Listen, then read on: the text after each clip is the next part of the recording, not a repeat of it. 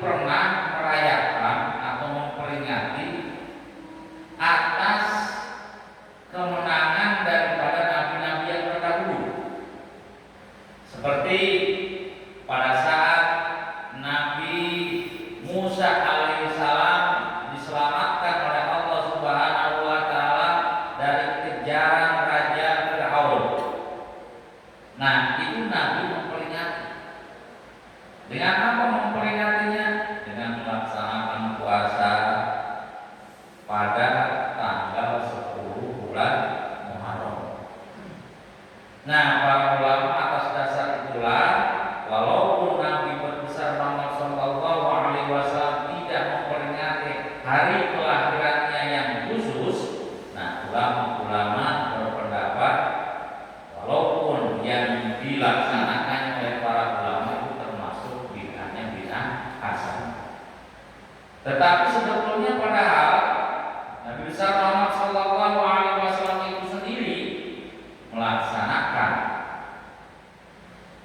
apa yang dia laksanakan pada saat dilahirkannya beliau, yaitu dengan berpuasa pada hari kelahiran atau hari Senin. Hadirin yang dimuliakan Allah Subhanahu wa taala, sedikit saya bacakan kenapa sih kita disunahkan untuk memperingati hari kelahiran Nabi besar Muhammad Shallallahu Alaihi Wasallam. Kalau kita tahu secara mendalam, Allah Subhanahu wa taala tidak akan menciptakan isi dunia, alam, tidak akan menciptakan langit, bumi dan seisinya, bahkan hal yang gaib seperti para malaikat, para jin, para setan yang tidak kita lihat, tidak kita bisa lihat. Allah tidak akan bisa menciptakan itu semua. Tidak akan, bukan tidak bisa, tidak akan menciptakan itu semua kalau Allah tidak menciptakan nurnya Nabi besar Muhammad Sallallahu Alaihi Wasallam. Makanya adanya kita di alam dunia ini karena Allah ciptakan terlebih dahulu nurnya Nabi besar Muhammad Sallallahu Alaihi Wasallam. Di sini dikatakan alladzi tatahadzal wujudi bi nuril Muhammadi.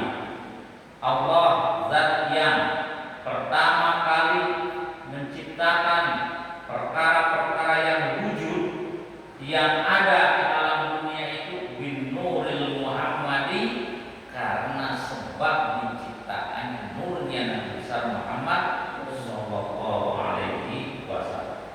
Kita bayangkan kalau Allah memang ini sudah kehendak Allah, kekuasaan Allah, takdir Allah, Allah menciptakan nurnya Nabi besar Muhammad Sallallahu Alaihi Wasallam, kita makhluk manusia itu tidak akan ada dalam dunia, tidak akan ada.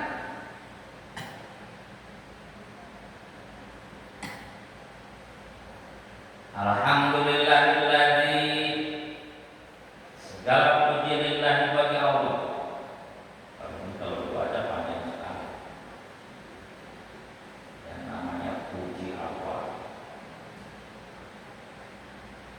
Sedikit saya baca makna alhamdulillah. Jangan alhamdulillah sama lafaz ilahunya. Yang ditafsirkan di sini lafaz alif lamnya lafaz alhamdu. Alhamdu kan asalnya hamdun ditambah al jadi alhamdu. Lafaz lillah asal katanya yaitu ilahun, Tuhan. Nah, ditambah lam lillah jadi alhamdulillah. Itu makna alif lamnya dalam alhamdulillah ada 3. Makna lamnya di dalam lafaz lillah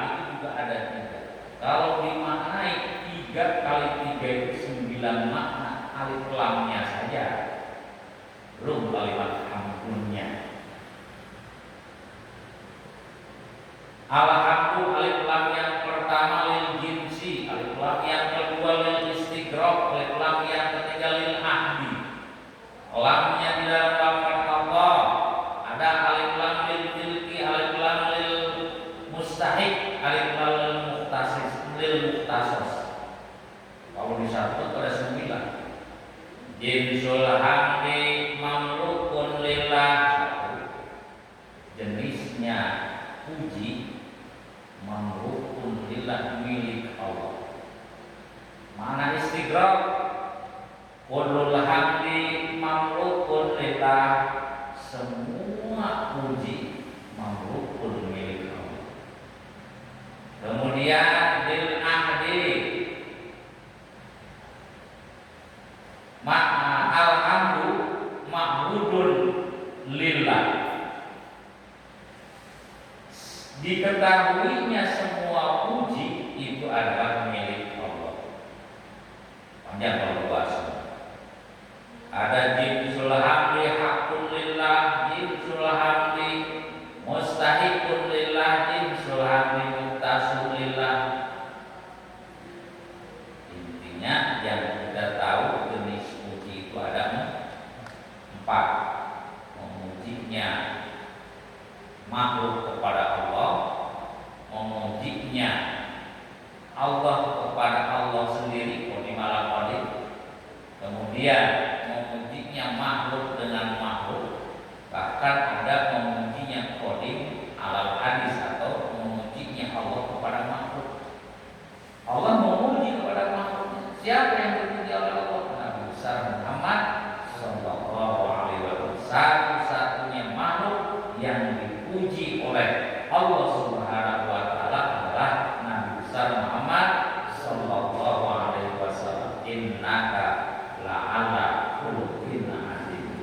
Sungguhnya kau wahai Muhammad la'ala khuluqin azim, yakin ada di dalam diri kamu adalah akhlak-akhlak yang agung. Hadirin yang dimuliakan Allah Subhanahu wa taala.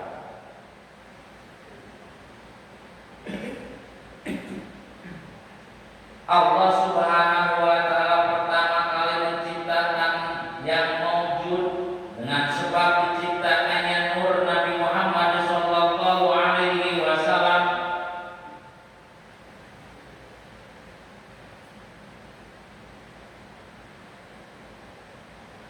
Qala Allah taala, Allah menciptakan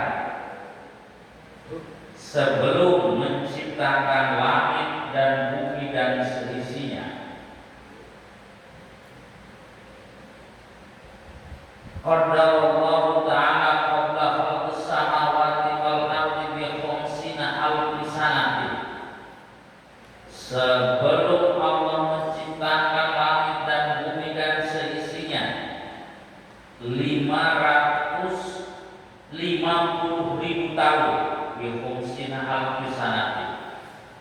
Sebelum langit dan bumi diciptakan 50.000 tahun. Humsina alfi sanatin. Nah, kalau kita bayangkan hebat, sebelum Allah menciptakan alam semuanya, kita bayangkan Allah belum menciptakan apa-apa. Akal kita bisa membayangkan.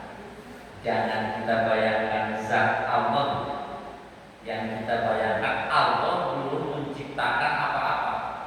Apa yang kita bayangkan, yang kita gambarkan di dalam akal kita. Kita bayangkan Allah belum ada apa-apa, langit bumi gelap, hitam deh bayangan kita. Nah, kalau kita telusuri, gelap pun, yang namanya gelap pun belum Allah ciptakan. Adanya gelap itu karena adanya apa? Adanya terang, adanya cahaya. Itu zaman di mana Allah belum menciptakan apa-apa. Itulah yang disebut dengan zaman azali. Kita suka mengatakan dari zaman ajalinya, kan gitu. Dari zaman ajal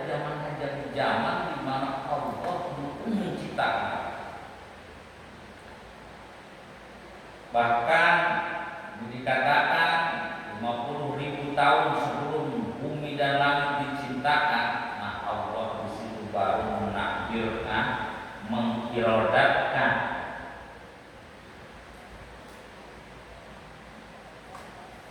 Lama arallahu khalaqal mawjudati wa hafadhal ardi wa rafa'as samawati qabdatan min nuri.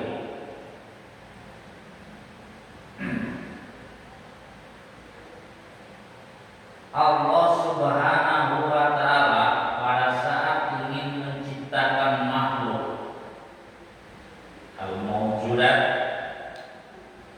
kemudian menghamparkan bumi, kemudian menaikkan langit. Pertama kali diciptakan qabdatan min nurin Nabi Muhammad sallallahu alaihi wasallam. Pertama kali Allah ciptakan itu nur. Kalau bahasa kita itu segenggam cahaya yang diciptakan oleh Allah Subhanahu wa ta'ala. Namun kita jangan bayangkan segenggam. Allah itu berarti punya tangan di genggam. Artinya segenggam itu bahasa kita ini peribahasa. Allah menciptakan segenggam cahaya. Cahaya itu yang disebut Nurul Muhammadiyah. Cahayanya Nabi besar Muhammad sallallahu alaihi wasallam. Kemudian qala, nandika Allah Subhanahu wa ta'ala kepada cahaya tersebut, Kuni Muhammadan wasarat umudan.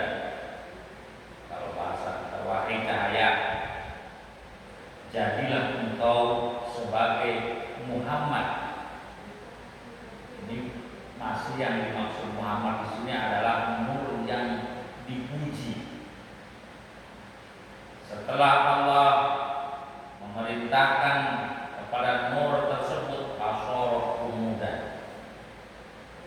nurnya Nabi besar Muhammad sallallahu alaihi wasallam seolah-olah seperti umudan, seperti tiang cahaya yang memanjang ke atas. Cahaya yang memanjang ke atas. Besar? Oh, jangan ditanya besar. Jangan ditanya besar. Karena nanti dari nurnya Nabi besar Muhammad sallallahu alaihi wasallam tersebut itu diambil jadi 4 makhluk. Diambil jadi 4 makhluk dari nurnya Nabi Muhammad tersebut. Makhluk apa? 1, diciptakannya Lauhul Mahfuz. Yang kedua, diciptakannya kolam. Lauhul Mahfuz itu kalau bahasa kita itu papan tulis. Kolam itu kalau bahasa kita itu pena atau ballpoint. Itu semua diambil dari nurnya Nabi besar Muhammad sallallahu alaihi wasallam. Kemudian kalau kita bayangkan seberapa gede itu cahayanya nurnya Nabi, kita tidak akan bisa membayangkan. Tapi bisa membayangkan, tapi kita tidak akan bisa mentasawur. Ada satu keterangan Lauhul Mahfuz itu papan tulis kalau bahasa kita itu terbuat dari cahaya. Pena juga terbuat dari cahaya. Kolam terbuat dari cahaya. Itu kalau ada titiknya misalnya ada huruf ba, itu 1 titiknya huruf ba saja itu gedenya itu melebihi isi daripada langit dan bumi. Titiknya ba yang ditulis di Lauhul Mahfuz itu gedenya melebihi isi langit.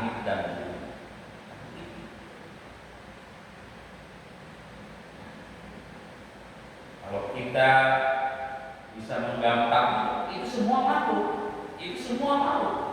Nurnya Nabi Muhammad makhluk, Lauhil Mahfuz makhluk, kemudian kolam juga makhluk. Boleh kita bayangkan, boleh kita tasawur. Yang kita tidak bisa mentasawur itu adalah zatnya Allah Subhanahu wa ta'ala.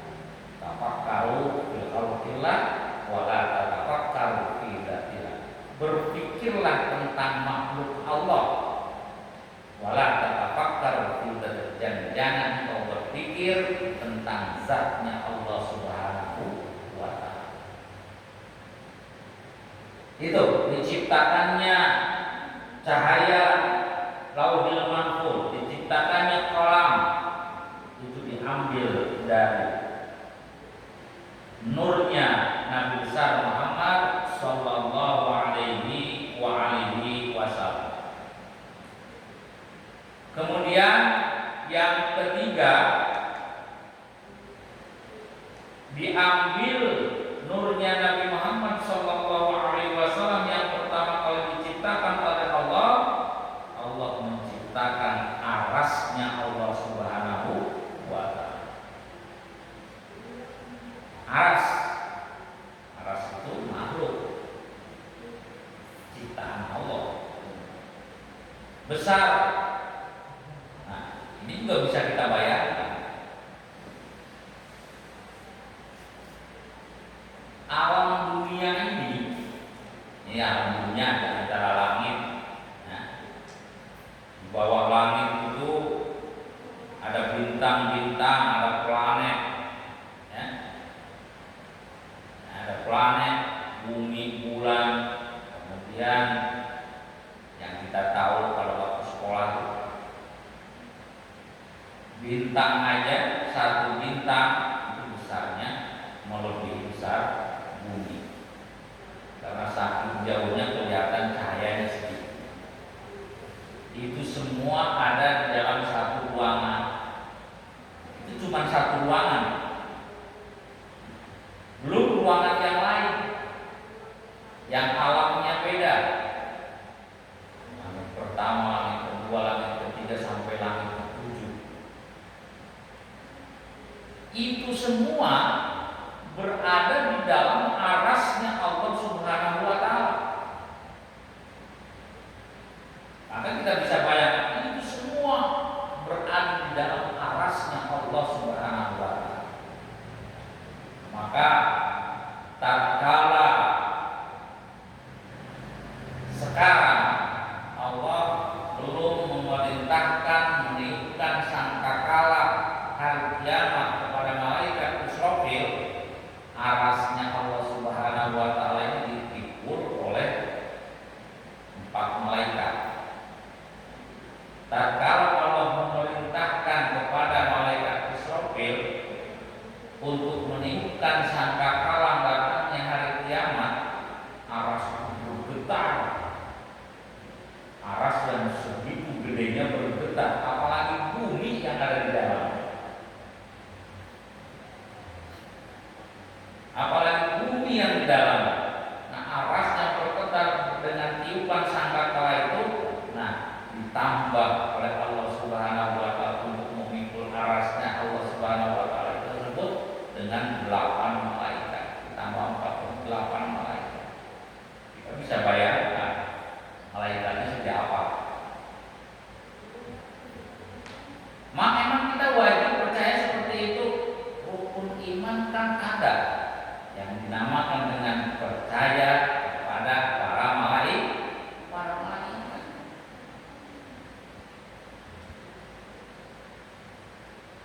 Hadirin yang dimuliakan Allah Subhanahu wa ta'ala. Satu, nurnya Nabi Muhammad sallallahu alaihi wasallam diambil menjadi Lauhul Mahfuz, diambil menjadi kolam, kemudian diambil menjadi arasnya Allah Subhanahu wa ta'ala. Nah, setelah arasnya Allah Subhanahu wa ta'ala diciptakan, baru isinya langit, bumi dan seisinya. Yang terakhir, yang keempat,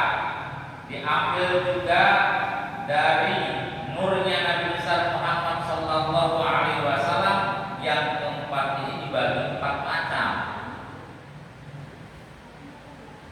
Yang pertama, fa khalaqa minal awwali al-aql wa minas sani al-ma'rifat wa minas salisi nurul arsi wa wudu'ul absar wa wudu'un nahar fa kullu hadhil anwar min nuri Muhammad.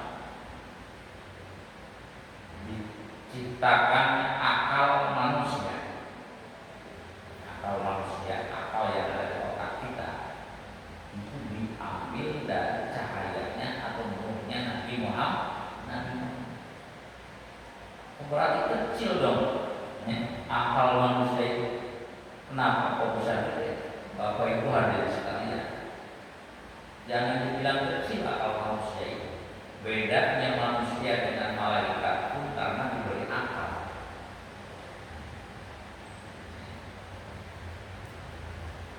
Disuruh berpikir. Pikiran kita, akal kita itu bisa menjangkau seisi langit dan bumi. Kita bayangkan, ya kita aja yang di dunia langit awam diam aja di sini di bukit. Coba kalau orang-orang yang berilmu bisa menjelajahi dunia, bahkan bisa naik ke bulan. Nabi besar Muhammad Sallallahu Alaihi Wasallam bisa naik ke roh-roh ke mustawa. Jadi akal kita itu besar sebetulnya. Dengan cahaya akal kita bisa membayangkan seluruh isi alam dunia. Nah, akal kita itu diciptakan dari nurnya Nabi besar Muhammad Sallallahu Alaihi Wasallam.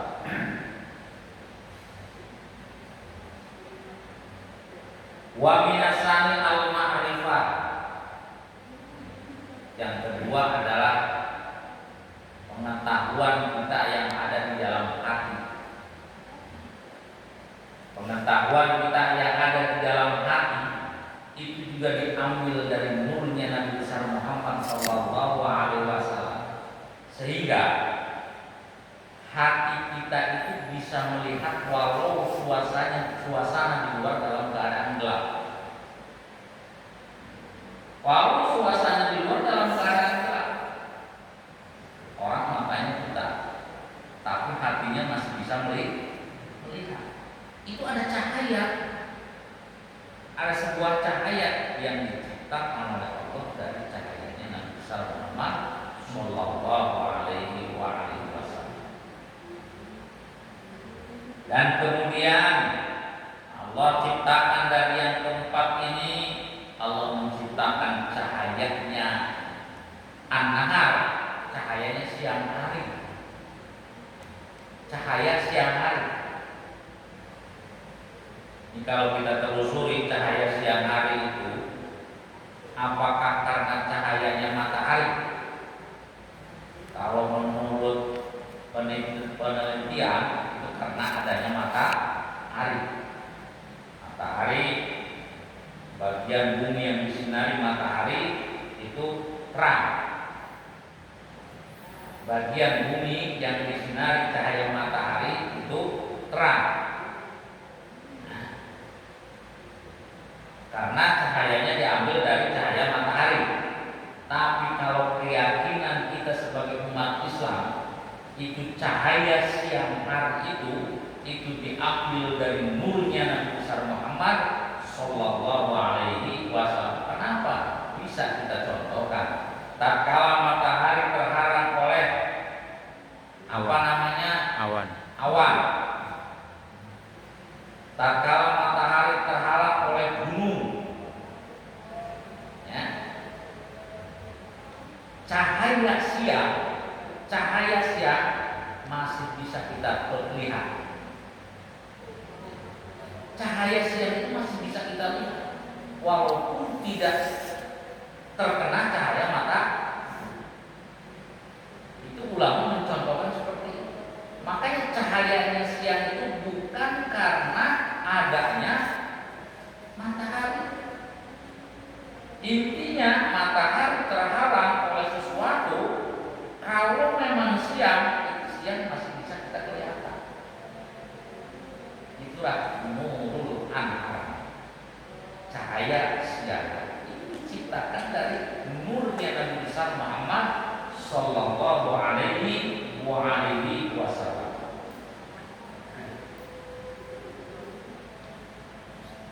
Yang keempat dan terakhir, nurul basor, cahayanya mata kita. Cahaya mata di dohir,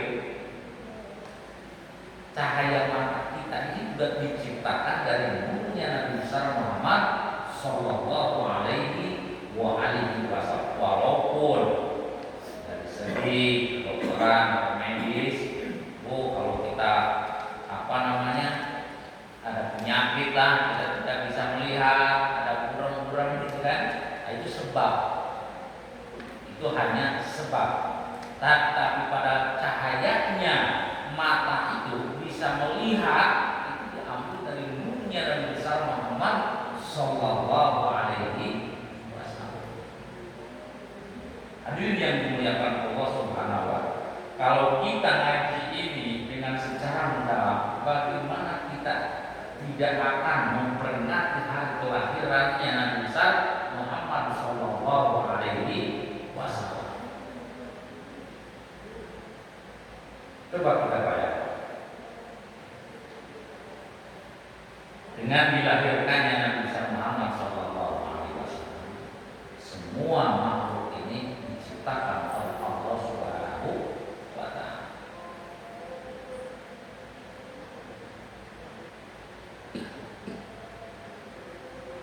Dan bahkan orang yang melaksanakan ikut memperingati hari kelahiran Nabi besar Muhammad Sallallahu Alaihi Wasallam, itu pahalanya oleh Allah Subhanahu wa Ta'ala cantumkan dari beberapa karya ulama. Di antaranya adalah man hayya li ajli qiraati maulidi Rasulillah ta'aman wa jama'a ikhwanan wa awqada sirajan wa labisa jadidan wa ta'aqqara wa tajammula ta'ziman li maulidihi hasyarallahu ta'ala yaumul qiyamah min firaqil ula minan nabiyyin wa kana fi ahlal ilmi. Barang siapa yang menyediakan manhayah, barang siapa yang menyediakan li ajri qiraati maulidi Rasul, karena ingin memperingati kelahiran Nabi besar Muhammad Sallallahu Alaihi Wasallam, yang di dalamnya itu diceritakan atau dibacakan kisah-kisah Nabi, kisah-kisah Nabi. Kalau kita biasa baca Al Janji, ya, ada yang membaca juga, ya, ada yang membaca Burda. Banyak itu sebetulnya, bukan yang Al-Barjanji saja yang kita baca, bahkan Al-Barjanji juga yang kita baca cuma sepotong juga enggak. Banyak Al-Barjanji, ada berapa akhir? Ada 18 pasal. Ada 18 pasal. Itu dibaca semua. Orang yang menyediakan apa yang disediakan karena adanya maulid, karena dibacakannya kisah-kisah Rasul, menyediakan to'aman makanan, wajah kemudian berkumpul bersama sahabat-sahabat, kumpul bersama ikhwan-ikhwan, wa aqada sirajan,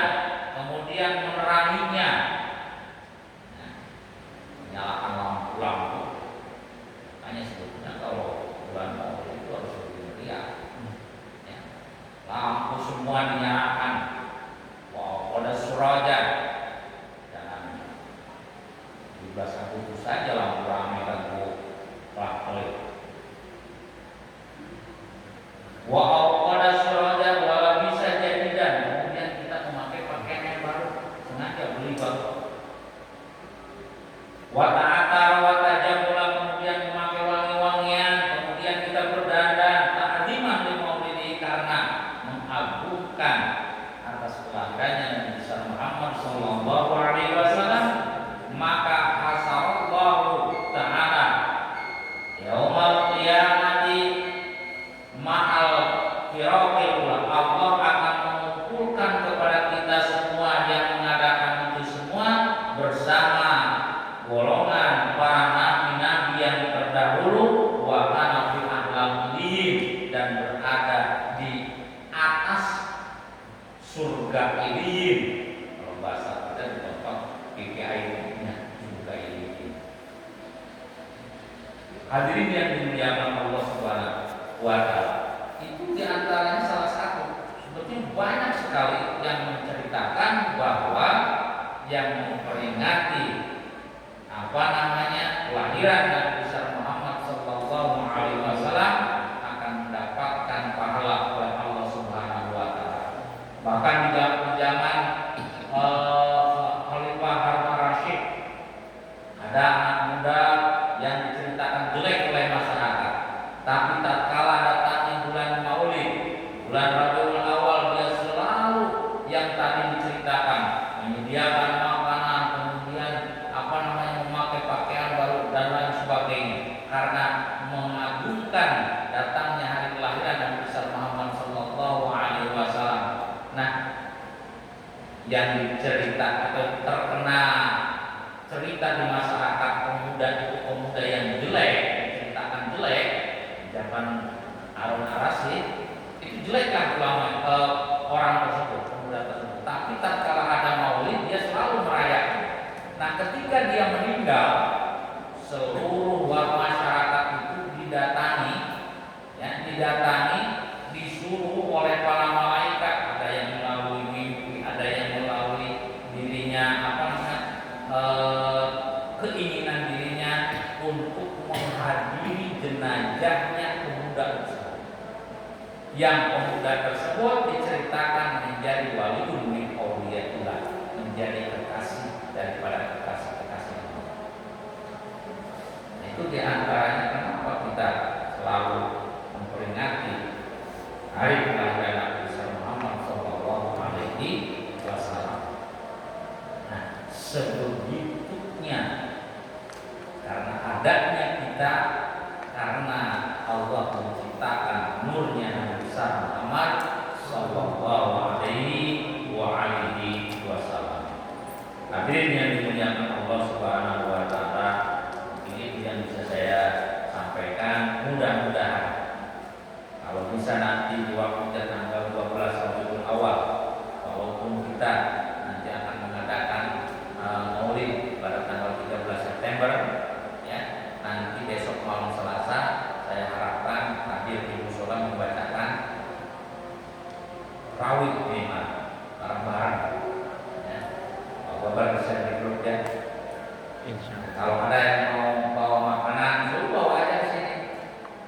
Mengagungkan dengan tanggal 12 Rabiul Awal di hari kelahiran Nabi besar Muhammad sallallahu alaihi wasallam. Hadirin yang